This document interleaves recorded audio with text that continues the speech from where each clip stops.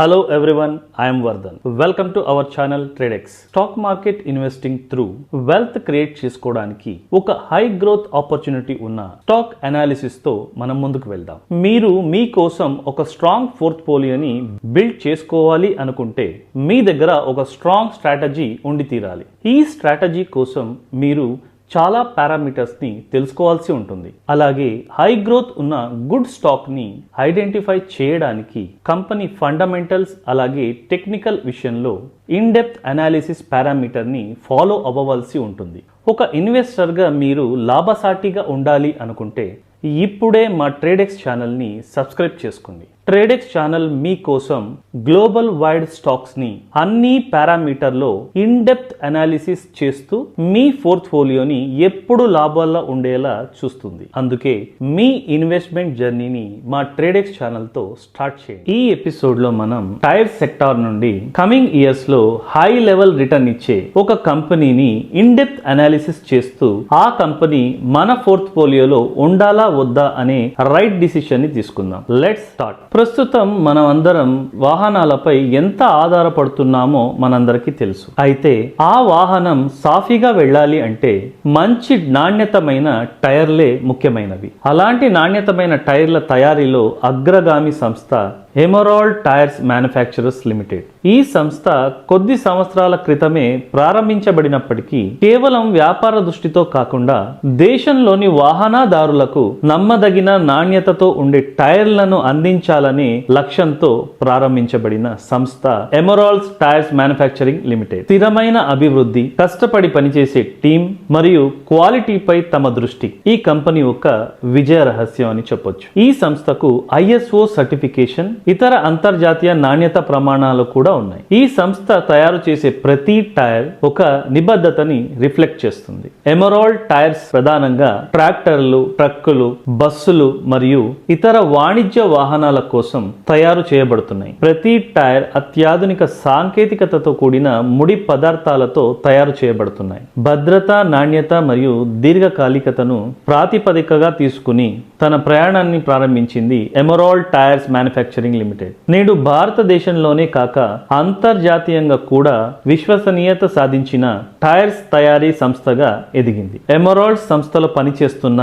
ప్రతిభావంతులైన ఉద్యోగులు ఈ సంస్థకు వెన్నెముకగా నిల్చున్నారు. అలాగే నిరంతరం కొత్త టెక్నాలజీతో ఎమరాల్డ్ సంస్థ అత్యాధునిక యంత్రాలతో గణనీయమైన పరిశోధన మరియు అభివృద్ధి విభాగంతో ముందడుగు వేస్తూ వెళ్తుంది. ప్రొడక్షన్ నుండి డెలివరీ వరకు ప్రతి దశలో గల ఖచ్చితమైన పర్యవేక్షణ కంపెనీ యొక్క నాణ్యత ప్రమాణాల పట్ల శ్రద్ధను చూపిస్తూ ఉంది. ఎమరాల్డ్ టైర్స్ మ్యానుఫ్యాక్చరింగ్ కంపెనీ తమ పోటీదారులతో పోటీ పడుతూనే తమ ఒక్క ప్రోడక్ట్ లో మంచి నాణ్యతని చూపిస్తూ ఈ కంపెనీ శ్రమిస్తూ వస్తుంది. సో ఇప్పటిదాకా emerald tyres manufacturing limited company యొక్క కంప్లీట్ ప్రొఫైల్ ని మనం చూసాం కదా. సో ఇప్పుడు ఈ కంపెనీ యొక్క కంప్లీట్ మార్కెట్ వ్యూ ఎలా ఉంది అనేది ఇప్పుడు చూద్దాం. So come to next point. So ముందుగా ఈ కంపెనీ ఫిస్కల్ ఇయర్ 2024లో రెవెన్యూ బై సెగ్మెంట్ ఎలా ఉంది అనేది మనం గమనించినట్టయితే ఈ కంపెనీ సాలిడ్ టైర్స్ విభాగంలో 51%ని రెవెన్యూని జనరేట్ చేసింది. అలాగే ఈ కంపెనీ ఇండస్ట్రియల్ వైజ్గా చూసుకుంటే ఆ సెగ్మెంట్లో 41% ఒక రెవెన్యూని చూపించింది. సో అదర్స్ చూసుకుంటే 8%గా ఉంది. సో ఓవరాల్గా ఈ company revenue by segment 2024 fiscal ఇయర్లో చూసుకుంటే చాలా మంచి పర్ఫార్మెన్స్ని రెవెన్యూలో చూపించింది అనేది మనకు అర్థమవుతూ ఉంది. సో ఈ కంపెనీ ఒక సెగ్మెంట్ పరంగా రెవెన్యూ చూసాం కదా. సో ఇప్పుడు కంప్లీట్ ఈ కంపెనీ యొక్క మార్కెట్ వ్యూని మనం గమనిద్దాం. Come to next point. Emerald tyres manufacturing limited company యొక్క కంప్లీట్ మార్కెట్ వ్యూ చూసినట్టయితే ఈ కంపెనీ మార్కెట్ క్యాప్ వచ్చి 209 crore ఉంది. అంటే ఈ కంపెనీ ఒక స్మాల్ క్యాప్ కంపెనీ. అలాగే ఈ కంపెనీ ఒక ఎంటర్ప్రైజెస్ వాల్యూ చూసుకుంటే 297 crore ఉంది. సో ఈ కంపెనీని ఉన్నట్టుండి వేరే కంపెనీ ఏదైనా టేక్ ఓవర్ చేసుకుంటే ఈ ఒక ప్రైజ్ ని సెటిల్ చేయాల్సి ఉంటుంది ఈ కంపెనీకి. సో అలాగే ఈ కంపెనీ ఒక ROE, ROC ని మనం గమనించినట్టయితే ఈ కంపెనీ 24.3% ROE ని చూపిస్తే 18.5% ROC ని చూపించింది లాస్ట్ ఇయర్. సో ఈ కంపెనీ ఒక బుక్ వాల్యూ పర్ షేర్ చూసుకున్నట్టయితే 29.85గా ఉంది. అంటే ఇప్పటికిప్పుడు ఈ కంపెనీ ఏదైనా నష్టాల్లోకి వెళ్ళి క్లోజ్ అవుతే ఈ కంపెనీలో ఇన్వెస్ట్ చేసిన ఇన్వెస్టర్స్కి ఈ ఒక ప్రైజ్ని సెటిల్ చేయాల్సి ఉంటుంది ఈ కంపెనీ. సో అలాగే ఈ కంపెనీ ఒక అర్నింగ్ పర్ షేర్ మనం చూసుకుంటే 8.07గా ఉంది. అంటే ఒక బెస్ట్ పర్ఫార్మెన్స్ని చేసింది అనేది మనకు ఈ ఒక ఈపీఎస్ని బట్టి తెలుస్తుంది. సో ఈ కంపెనీ ఒక ఇండస్ట్రీ పీఈని, ఈ కంపెనీ ఒక స్టాక్ పీఈని మనం కంపేర్ చేసి చూసినట్టయితే ఇండస్ట్రీ పీఈ 25.8గా ఉంటే ఈ ఒక కంపెనీ పీఈ రేషియో 19.5గా ఉంది. అంటే ఈ కంపెనీ ఒక అండర్ వాల్యూడ్ కంపెనీగానే ఉంది. సో ఈ కంపెనీ ఒక 52 వీక్ హై చూసుకుంటే 199 ఉంటే 52 వీక్ లో 96గా చూపిస్తుంది. సో ఈ కంపెనీలో టాప్ షేర్ హోల్డర్స్ ఎవరు, అలాగే ఎలాంటి ఒక వాటాని కలిగి ఉన్నారు అనేది మనం ఇప్పుడు తెలుసుకుందాం. ఈ ఒక కంపెనీ షేర్ హోల్డింగ్ పర్సెంటేజ్ చూస్తే ప్రమోటర్స్ పర్సెంటేజ్ 50.30గా ఉంది. అంటే ది బెస్ట్ అని మనం చెప్పొచ్చు. ఏ కంపెనీకైనా 50% అబోవ్ ఒక ప్రమోటర్ షేర్ ఉందంటే ఆ కంపెనీ బెస్ట్ పర్ఫార్మెన్స్ మేనేజ్మెంట్ అనేది మనం చెప్పొచ్చు. సో ఈ కంపెనీలో ప్రమోటర్స్తో పాటు ఎఫ్ఐఐ అంటే ఫారిన్ ఇన్స్టిట్యూషనల్ ఇన్వెస్ట్మెంట్ వచ్చి 2.32%గా ఉంది. అలాగే డిఐఐ డొమెస్టిక్ ఇన్స్టిట్యూషనల్ ఇన్వెస్టర్స్ని చూసుకుంటే వీళ్ళు ఒక వాటా 10.23%గా ఉంది. అలాగే ఈ కంపెనీలో పబ్లిక్ ఒక షేర్ హోల్డింగ్ వచ్చి 37.13%గా ఉంది. సో ఓవరాల్గా ఈ కంపెనీ ఒక ప్రొఫైల్, అలాగే కంప్లీట్ మార్కెట్ వ్యూ, అలాగే టాప్ షేర్ హోల్డర్స్ ఒక పర్సెంటేజ్ ఎలా ఉంది అనేది మనం గమనించాం కదా. సో ఇప్పుడు ఈ కంపెనీ ఒక 2 years ఫినాన్షియల్ పారామీటర్ వ్యూ ఏంటి, అలాగే ఫండమెంటల్స్లో ఎలా పర్ఫామ్ చేస్తుంది అనేది తెలుసుకుందాం. So come to next point. So ఈ కంపెనీ ఒక రెవెన్యూ, ఆ తర్వాత నెట్ ప్రాఫిట్ని మనం కంపేర్ చేసి చూసినట్టయితే ఫిజికల్ ఇయర్ 2023లో ఈ కంపెనీ 16.5% రెవెన్యూని జనరేట్ చేస్తే 7% నెట్ ప్రాఫిట్ని జనరేట్ చేసింది. అలాగే ఫిజికల్ ఇయర్ 2024లో గమనించినట్టయితే 17.9% ఒక రెవెన్యూని జనరేట్ చేస్తే 12% ఒక నెట్ ప్రాఫిట్ని ఈ కంపెనీ మెయింటైన్ చేసింది. అంటే 2023లో కంపేర్ చేసినప్పుడు 2024లో ఈ కంపెనీ ఒక రెవెన్యూ అలాగే నెట్ ప్రాఫిట్ చాలా హ్యూజ్గా పెరిగినట్టు పర్సెంటేజ్లో మనకు తెలుస్తూ ఉంది. సో యావరేజ్గా చూసుకుంటే 2 years యావరేజ్ రేషియోలో మనకు రెవెన్యూ 16%గా ఉంటే నెట్ ప్రాఫిట్ 0.9%గా ఉంది. అంటే రెవెన్యూ వైజ్గా, నెట్ ప్రాఫిట్ వైజ్గా ఈ కంపెనీ ఒక మంచి పర్ఫార్మెన్స్ని చూపిస్తుంది అనేది మనకు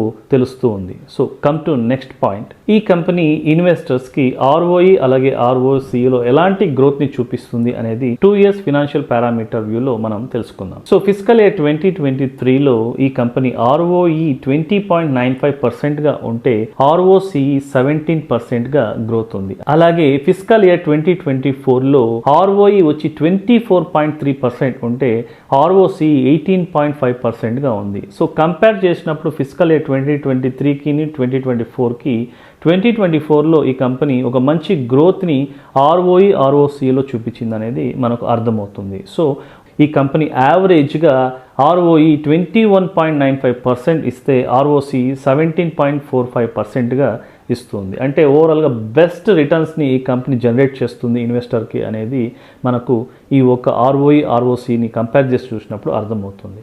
so come to next point. Emeralds tyres manufacturing limited company యొక్క complete fundamental nature of work, అలాగే 2 years ఫినాన్షియల్ పారామీటర్లో ఎలాంటి పర్ఫామ్ చేసింది, రెవెన్యూ, ఆ తర్వాత నెట్ ప్రాఫిట్లో, ఆర్ఓఈ ఆర్ఓసిలో అనేది మనం గమనించాం కదా. ఇప్పుడు ఇయర్ ఆన్ ఇయర్ ఫినాన్షియల్ పారామీటర్లో ఈ కంపెనీ ఎలా పర్ఫామ్ చేసింది అనేది గమనిద్దాం. రెవెన్యూ పరంగా చూసుకుంటే ఈ కంపెనీ ఫిజికల్ ఇయర్ 23లో 7%ని చూపిస్తే ఫిజికల్ ఇయర్ 24లో 8.5%ని రెవెన్యూ గ్రోత్ చూపించింది. అంటే కంపేర్ చేసినప్పుడు 23కి 24కి 24లో ఈ కంపెనీ ఒక రెవెన్యూ గ్రోత్ బాగా పెరిగిందని మనం చెప్పొచ్చు. అలాగే ఈ కంపెనీ ఒక రిజర్వ్ని మనం చూసుకున్నట్టయితే ఫిజికల్ ఇయర్ 23లో 28 crore రిజర్వ్ చేస్తే ఈ కంపెనీ ఫిజికల్ ఇయర్ 24లో 46 crore రిజర్వ్ చేసింది. అంటే కంపేర్ చేసినప్పుడు ఈ కంపెనీ 2023 కన్నా 2024లో తమ ఒక రిజర్వ్ని బాగా పెంచింది, గ్రోత్ని అనేది మనం గమనించవచ్చు. అలాగే ఈ కంపెనీ ఒక టోటల్ డెబ్ అప్పు చూసుకుంటే ఫిజికల్ ఇయర్ 23లో 85 crore ఉంటే ఫిజికల్ ఇయర్ 24లో 92 crore ఈ కంపెనీ ఒక అప్పు పెరిగింది. అంటే 23 కన్నా 24లో ఈ కంపెనీ కొంత అప్పుని పెంచింది అనేది మనం గమనించాలి. అలాగే ఈ కంపెనీ యొక్క ఈపీఎస్ గ్రోత్ చూసుకుంటే, అర్నింగ్ పర్ షేర్ గ్రోత్ చూసుకుంటే ఫిజికల్ ఇయర్ 2023లో 6.80% ఉంటే ఫిజికల్ ఇయర్ 24లో 12.50%కి పెరిగింది. అంటే చాలా మంచి ఈపీఎస్ గ్రోత్ని ఈ కంపెనీ 2024లో చూపించింది అనేది మనకు అర్థమవుతుంది. సో ఇప్పటిదాకా మనం కంప్లీట్ ఫండమెంటల్గా ఫినాన్షియల్ పారామీటర్ వ్యూగా ఈ కంపెనీ ఒక revenue, net profit, ROE, ROC, అలాగే ఈ కంపెనీ ఒక టోటల్ డెబ్, అలాగే రిజర్వ్ ఎలా ఉంది అనేది మనం చూసాం కదా.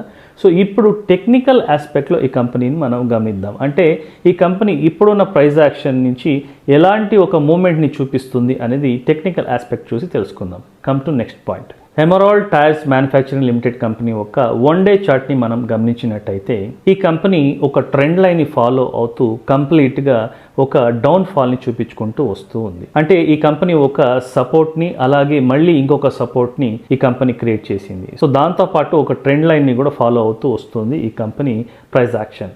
సో ఈ కంపెనీ కంప్లీట్గా ఒక బ్రేక్అవుట్ దగ్గరికి వచ్చి ఆగింది. అంటే ఒక రెసిస్టెంట్ దగ్గరికి వచ్చి బ్రేక్అవుట్ కోసం ఆగింది. సో ఇక్కడి నుంచి ఈ కంపెనీ ఒక బ్రేక్అవుట్ తీసుకుని కంప్లీట్గా అప్ సైడ్ మూమెంట్ ఇస్తుందా, లేకపోతే ఆ ఒక రెసిస్టెంట్ నుంచి మళ్ళీ ఒక సపోర్ట్ దగ్గరికి వెళ్ళి అక్కడి నుంచి బ్రేక్అవుట్ తీసుకుని అప్ సైడ్ మూమెంట్ ఇస్తుందా అనేది మనం కమింగ్ ఇయర్స్లో గమనించుకోవాల్సిన విషయం. సో ఓవరాల్గా ఈ కంపెనీ ఒక టెక్నికల్ చార్ట్ని మనం గమనించినప్పుడు ఈ కంపెనీ ఒక ప్రైస్ యాక్షన్ మూమెంట్ డౌన్ఫాల్గా ఉన్నప్పటికి కూడా ఇప్పుడు ఒక రెసిస్టెంట్ దగ్గర వచ్చి బ్రేక్అవుట్ కోసం ఎదురు చూస్తుంది ఈ కంపెనీ. సో ఈ ఒక కంపెనీ ఫైనాన్షియల్ పారామీటర్స్ని మనం గమనించినట్టయితే 2024లో బెస్ట్ పర్ఫార్మెన్స్ చూపించింది. కాబట్టి ఇక్కడి నుంచి ఈ కంపెనీ ఒక ప్రైస్ యాక్షన్ మూమెంట్ అప్ సైడ్కి వెళ్ళే అవకాశాలు చాలా ఉన్నాయి అనేది మనం అర్థం చేసుకోవాలి. అలాగే సో ఇప్పుడు emeralds tyres manufacturing limited company ఒక బెస్ట్ పర్ఫార్మెన్స్ని మనం గమనించిన తర్వాత ఈ కంపెనీ మన పోర్ట్ఫోలియోలో ఉండాలా లేదా అనేది కంప్లీట్గా మీ చాయిస్కే వదిలేస్తున్నాను. సో ఇప్పటిదాకా